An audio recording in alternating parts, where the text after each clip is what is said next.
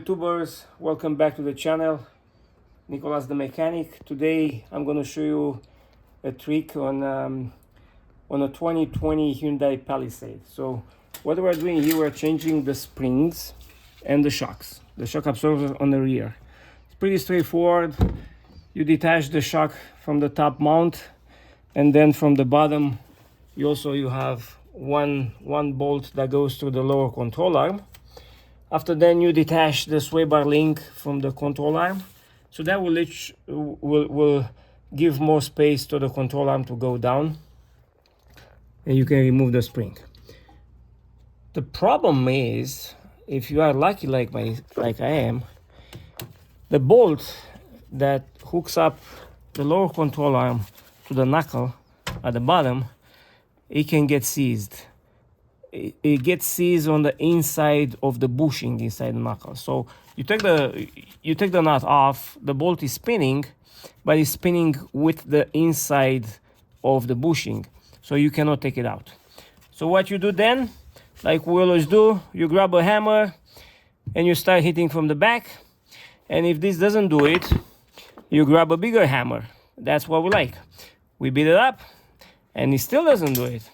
And then, yeah, you kind of come to the conclusion that you need to change the approach. This is what I worked out today, guys.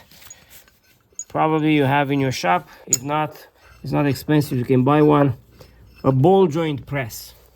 The ball joint press, it fits right on top of the bolt. So obviously, you know, this bolt is in all the way. You put a ball joint press, the bolt can go through, and you tied it on the other side. Now I was expected to have a pop and to come off, but it wasn't like that. Actually, it had like 7-8 pops until finally the bolt came loose. It was completely seized on the inside.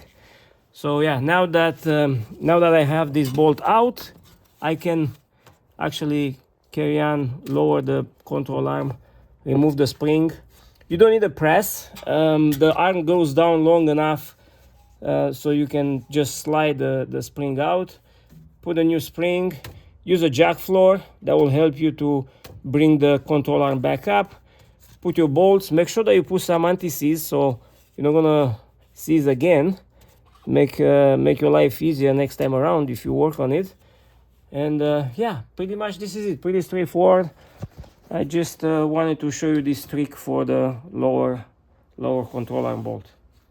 Thank you. Don't forget to like and subscribe, and we'll see you for the next video.